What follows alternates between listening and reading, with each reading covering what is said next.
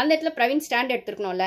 இப்போ இன்னைக்கான இதுலேயே என்ன வந்துச்சு ப்ரொமோல, வினோத்தும் திவாகரும் சண்டை போடுற மாதிரி. அந்த இடத்துல 2 பேர் மேலேயும் தப்பு இருக்குது. வினோத்துக்கும் திவாகருக்கும் ஆல்ரெடி பழைய கிளாஷ் நிறைய இருக்குது, பழைய வெஞ்சன்ஸ் நிறைய இருக்குன்னும் போது வினோத்தை பார்த்தாலே திவாகருக்கு ஆகல, திவாகர் பேசுறது வினோத்துக்கு ஆகல. ஏதோ அந்த காம்போ வைரல் ஆயிடுச்சுன்னு சேது சார் சொன்னார். ஆனால் சொன்னதுலேருந்தே அது ஆப்போசிட்டாக தான் வந்து ரியாக்ட் ஆக ஆரம்பிக்குது அப்படின்னு சொல்லும்போது இன்னைக்கு காலையில் அந்த அஃபர்மேஷன் சொல்லணும், டே பாசிட்டிவாக ஸ்டார்ட் பண்ணணும், ஆளுக்கு ஒன்று சொல்கிறாங்க. அப்போது திவாகரும் ஒன்று சொல்லிட்டு இருக்காருன்னும் போது அவர் இஷ்டத்துக்கு அவர் விட்டுருக்கணும். அவர் சொல்கிற ரொம்ப பேசிட்டாருன்னா அவர் டாக்டர்ன்றதா அவர் பெருமை பேசுறது தான். ஸ்டாப் பண்ணுங்கன்னு யாராவது 2-3 பேர் சொல்லியிருக்காங்க. அப்போ அது அவங்க சொன்னதுலாம் பெருசாக தெரில, வினோத் சொன்னது தான் வந்து அவருக்கு வந்து நீ ஏன் சொல்கிற அப்படின்ற மாதிரி அவரு ஒரு மாதிரி பேசுவார், அவர் வாய்ஸ் ரைஸ் பண்ணி பேசுவார். சொல்லுவோம் இவர் வந்து பைத்தியக்கார நாய் அப்படின்ட்டாரு, வார்த்தையை விட்டார். ஸோ இது தப்பு தான். அப்போ வார்த்தையை விட்ட வினோத் தப்பாயிடுறாரு, வாய்ஸ் ரைஸ் பண்ண திவாகர் தப்பாகல. ஏன்னா அவர் வாய்ஸே ரைஸ் பண்ணாலும் தப்பாக பேசலை.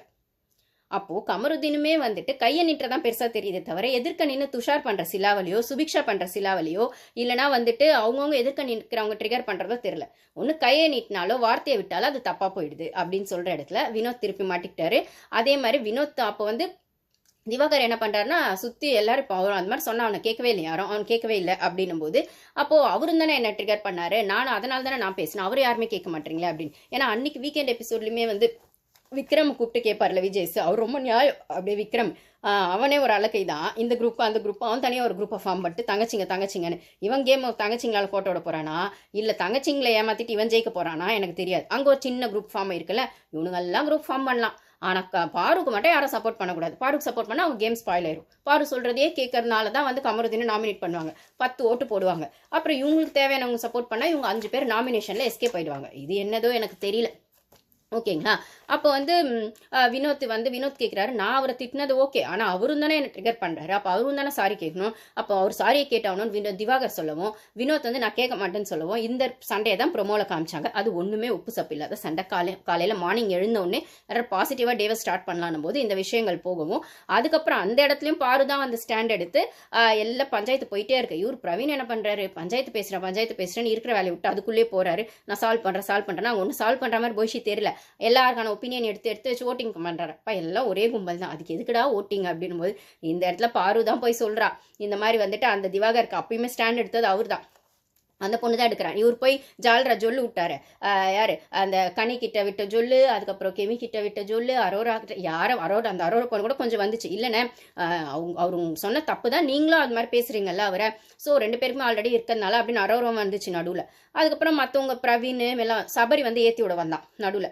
கமர் வந்து வினோத்துக்கு பதில் கமரும் பேசினார். ஸோ ஒரு எஃப்ஜேவும் வந்தான். ஆனால் இந்த சபர் இப்போ பேசிட்டே இருக்கும்போது ஒருத்தவங்க கோவம் வரும்னா வினோத்துலாம் கமருதீன்லாம் ஈஸியாக ட்ரிகர் ஆகிடுவார்னா அவர் நாக்கு கடிச்ச மாதிரி ஏதோ ஒன்று பண்ணியிருக்காரு திவாகர் பின்னாடி வந்து பேசிட்டே இருக்கும்போது உடனே சபரி அதை ஏற்றி விட்டான் அந்த சண்டையை. அப்போ நீ போய் அவர் பின்னாடி போய் நாக்கு கடிச்சது மட்டும் தப்பு இல்லையா அப்படின்னு சொல்லி வினோத்தை கேட்டோன்னே நீ சண்டையை சரி பண்ணுறியா, நீ பழைய பிரச்சனை வச்சு பேசாத சபரின்னு வினோத்து கார்னர் பண்ண ஆரம்பிச்சிட்டாரு டக்குன்னு. இப்போ இருக்கிறது மட்டும் என்னென்ன ஏற்றி விடுறான், இல்லை இருக்கதான் சொன்னான் அப்படி இப்படின்ற மாதிரி. அவன் சபரி சில்லாவலி, அவன் சரியான விஷம், அவனும் விஷம் தான், அது பெரிய விஷம்.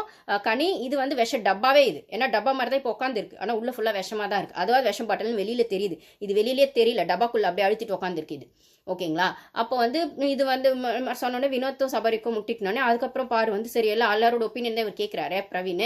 இப்போ கேட்கும்போது இல்லை ஸ்டார்டிங் எல்லாரும் தான் அஃபர்மேஷன் சொல்லலாம்னு ஸ்டார்ட் பண்ணும். அது மேக்ஸிமம் ஒரு 3 மினிட்ஸ் டாஸ்க்கு தான், அவங்க ஒரு 30 செகண்ட்ஸோ 40 செகண்ட்ஸோ சொல்லியிருக்க போகிறாங்க.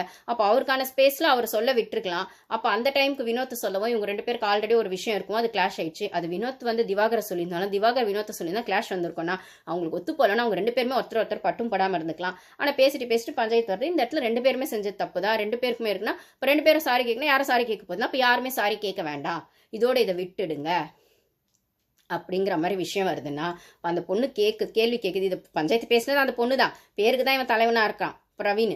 ஆனால் அந்த இடத்துல சொன்னதா தான் எஃப்ஜேவும் கிட்டத்தட்ட இன்னும் எஃப்ஜே உருப்படியே பேசின மாதிரி இருந்தது. அவன் திவாகருக்காக பேசினானா இல்லை வினோத்துக்காக பேசினானா என்ன பண்ணான்னு தெரியல, ஏதோ ஒன்று இன்னும் கொஞ்சம் உருப்படியே பேசினாங்க. ஸோ பார்வதியும் எஃப்ஜேவும் பேசி தான் அந்த பிரச்சனையை சார்ட் அவுட் பண்ணுறாங்க. அப்போ 2 சைட்லையும் தப்பு இருக்குது விட்டுருங்க அப்படின்னு சொல்கிற மாதிரி பண்ணோன்னே அப்புறம் அது ஓகே ஆயிடுது. ஆனால் அதுக்கப்புறம் பிரவீன் கிட்ட வந்து கேட்குறாங்க பாரு இப்போ மட்டும் சாரி யாரும் கேட்க வேணாம் அதை அப்படியே விட்டுறான்னு இவனும், ஏன்னா வினோத்தை கேட்குற மாதிரில திவாகரும் கேட்குற மாதிரில.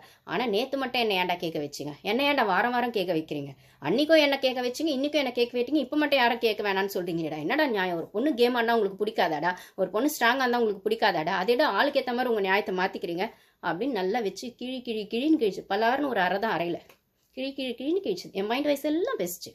அதான் நானும் கேட்குறேன். அன்னைக்கு அந்த எஸ்ஜே தான் அன்னைக்கு சாரி கேட்கணும், அந்த பொண்ணு நின்று சாரி கேட்கணும்னு வேற சொன்னா. அதெல்லாம் 1 ஹவர்ல வரல. சாரி கேட்கும்போது அவ வந்து நிக்கட்டும், நம்மளாம் உட்காரலாம் அப்படின்னு என்ன குற்றவாளி கூண்டில் நிற்க வைக்கிற மாதிரி அந்த பொண்ணு நின்று சாரி கேட்கணும்னா வீடே அவளுக்கு எதிராக நின்றுச்சு. கிச்சன் சமைக்க மாட்டேன்னு சொன்னாங்க, க்ளீன் பண்ண மாட்டேன்னு சொன்னாங்க அந்த கெமிலா. இன்னைக்கு வந்து அவங்கவுங்க பிரச்சனைக்கு மட்டும் அவங்கவுங்க தனித்தனியாக பேசுவாங்களா? அந்த தனித்தனியாக பேசுறதுலையும் வந்து சாரி கேட்கணும் கேட்க வேணாம் இவங்க டிசைட் பண்ணுவாங்களா? ஆனால் பார்வை மட்டும் சாரி கேட்கறதுல விட்டால் கணிக்கு ரொம்ப குறியா இருப்பாங்களா? ஏன்னா அவங்க மட்டும் தான் தப்பு செய்கிறாங்களா? எஃப்ஜேலாம் தப்பே செய்யலையா? இந்தம்மா சாப்பாட்டில் உப்பெல்லாம் போட்டு திருட்டுத்தனமே பண்ணவே இல்லையா?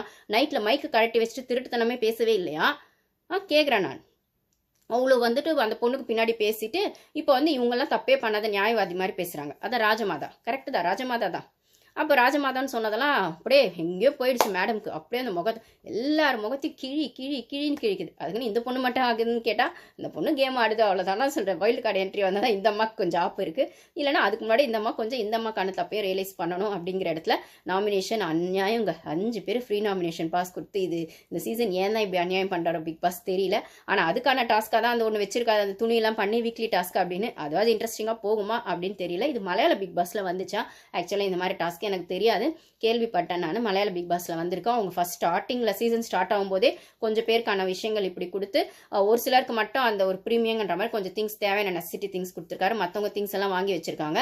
அதுக்கப்புறம் ஒரு பர்டிகுலர் டைம் சொன்ன அப்புறம் அந்த ஒரு 50 செகண்ட்ஸோ 1 மினிட்டோ சொன்னா அதுக்குள்ள எவ்வளோ எடுத்துட்டு வர முடியுமோ எடுத்துட்டு வரலாம். அது கூட அவங்கவுங்களுக்கான திங்ஸ் எடுத்துட்டு வர முடியாது. மற்றவங்க திங்ஸை இவங்க எடுத்துட்டு வரலாம். டாஸ்க் விளையாடி தான் அதை எடுத்துட்டு வரணும். சம்டைம்ஸ் கொஞ்சம் ஒரு காம்ப்ளிகேட்டாக வச்சு அது ஒரு இன்ட்ரெஸ்டிங்காக ஆக்கினாங்க அப்படின்றாங்க. அது மாதிரி எதாவது வந்தால் நல்லா தான் இருக்கும். ஆனால் இப்படி வரும்போது தான் தனக்குன்னு வரும்போது தான் தலைவலியும் வைத்து வரையும் தெரியணும் போது நீங்கள் ஃப்ரீயாக சபரிக்கு எஃப்ஜேக்கு நாமினேஷன் பாஸ் ஈஸியாக கொடுத்தீங்கல்ல. இப்போ தனக்கு ஒரு ஹேர் பேண்ட் வேணும்னாலும், தனக்கு ஒரு ட்ரெஸ் வேணும்னாலும், தனக்கு தேவையான பொருட்கள் வேணும்னாலும் அதுக்கு அவங்கவுங்க சண்டை போடுங்கடா. நீ சண்டை போட்டு கஷ்டப்பட்டு அவனுக்கு வாங்கி கொடுப்பியா, இல்லை உனக்கு வாங்குறத முதல்ல பார்ப்பியா? அப்படிங்கிற இடத்துல அது வந்து நின்னாதான் அந்த வெறித்தனமா அந்த ஆட்டம் சூடு பிடிக்கும்னா அந்த இடத்துல அந்த ஆட்டத்தையுமே சூடு பிடிக்க வைக்க போறது பாருதான்றதுல எந்த டவுட்டும் இல்லை. அப்படின்னும் போது என்ன இதுக்கு நல்ல கமருதீன் பாரு வினோத் கொஞ்சம் முதல் நடக்குது. எனக்கு தெரிஞ்ச அதான் அந்த லவ் கண்டென்ட் விஷயமா அரோரா மூலமா வந்ததா தான் இருக்கணும். நான் இன்னும் அது பார்க்கல, நான் பார்த்துட்டு சொல்கிறேன் கைஸ். ஆனால் எனக்கு தெரிஞ்ச அவங்க வந்து கமர் கூடயும் ரொம்ப க்ளோஸாக இருக்கிறது அவங்க கேமுக்கும் நல்லதில்லை, கமர் கேமுக்கும் நல்லதில்லை.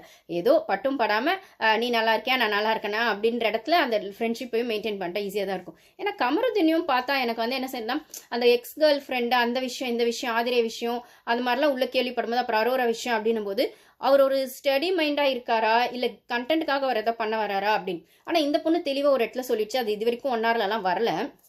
ஒரு இடத்துல அரோராவா பாருவா அப்படின்ற மாதிரி ஃப்ரெண்ட்ஷிப் வரும்போது அந்த பொண்ணு தெளிவாக சொல்லிடுச்சு. பாரு அது எப்படி சொல்லிச்சுன்னா, இந்த மாதிரி உனக்கு வந்து நான் வந்து இந்த கேமை பொறுத்த வரைக்கும் எனக்கு வந்து ஒரு என்ன சொல்றது, ஒரு ஃப்ரெண்ட்ஷிப் அப்படிங்கிற பட்சத்தில் ஃப்ரெண்ட்ஷிப் ஓகே. ஆனால் நம்ம 2 பேரும் அதை மீறி ஒரு லவ் கண்டென்ட் கொடுக்குறோம், லவ் பண்ணுறோம், அந்த மாதிரி வந்து ஒரு ரிலேஷன்ஷிப்குள்ளே போகிறோன்னா எனக்கு ஹானஸ்ட்டாக இருக்கணும். அப்போ தான் நான் அந்த கமிட்மெண்ட்டுக்குள்ளே நான் வந்து கம்ஃபர்டபுளாக ஃபீல் பண்ணுவேன்.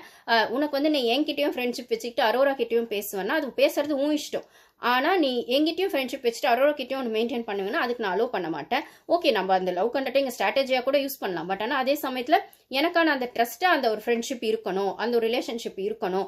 உனக்கு அது சாய்ஸ் இருக்குது, அரோராவும் சாய்ஸ் இருக்குன்னா நீ அங்கேயும் வந்துட்டு விட்டு போட்டுட்டு இங்கே வந்துட்டு விட்டு போடுறது வேணாம் அப்படிங்கிற மாதிரி தெளிவாக ஒரு இடத்துல சொல்லியிருக்கோம். இவரை தலைவரின் சரின்னு தலையாட்டுவார்.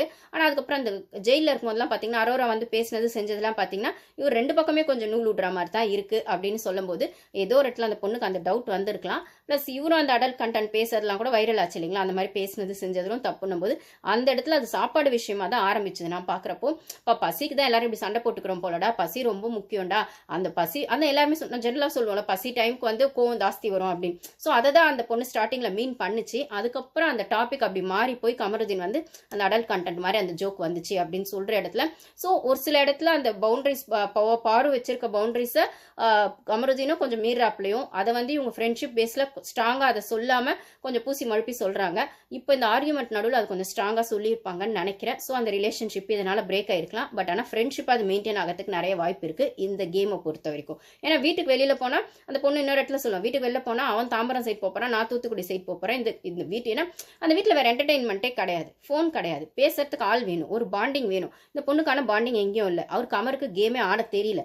அப்போ வந்து எந்த பக்கம் போனாலும் அவர் அடிக்கிறாங்க. அப்போ இந்த பொண்ணுக்கு வந்து கேமுக்கான பெர்ஸ்பெக்டிவ் புரியுது, ஆனால் ஒரு மாரல் சப்போர்ட்